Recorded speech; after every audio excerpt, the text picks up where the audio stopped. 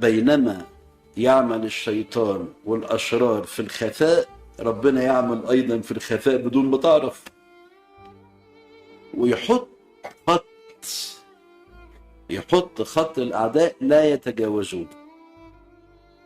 انتوا تعرفوا الضيقات والآلام اللي وصلت ليكوا وربنا خلصكم منها، بس أو اللي ربنا استثمرها لخيرك ونموك وبسببها بقى ليه خبرة.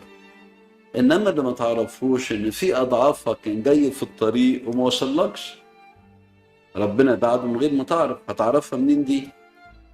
يعني كم واحد فكر فيك بالشر، كم واحد حسدك، كم واحد تآمر عليك، كم واحد واشى بيك، كم واحد أثار حروب عليك.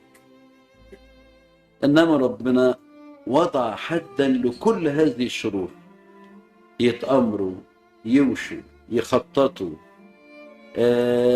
يفكروا فيك بالشر، ومع ذلك الله يسهر ويحرس.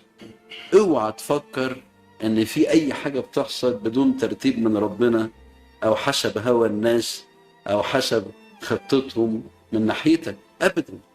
الله لا يترك عصا الخطاة تستقر على نصيب الصديقين.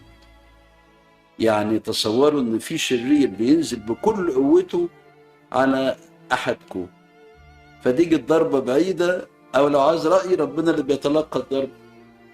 الناس عندهم ايوه ولا، ربنا عنده بين ايوه ولا 100 بديل. مفيش عند ربنا ينفع وما ينفعش، عنده بدائل كتيرة جدا، ويفاجئ بحلول لا تتوقعها ابدا ولا تتماشى مع المنطق. خليك هادي واطمن ان مهما يحاك من مؤامرات ضدك، ربنا هو اللي بيتولى ده، ربنا بيتبنى ده. والدليل ان احنا موجودين لحد دلوقتي.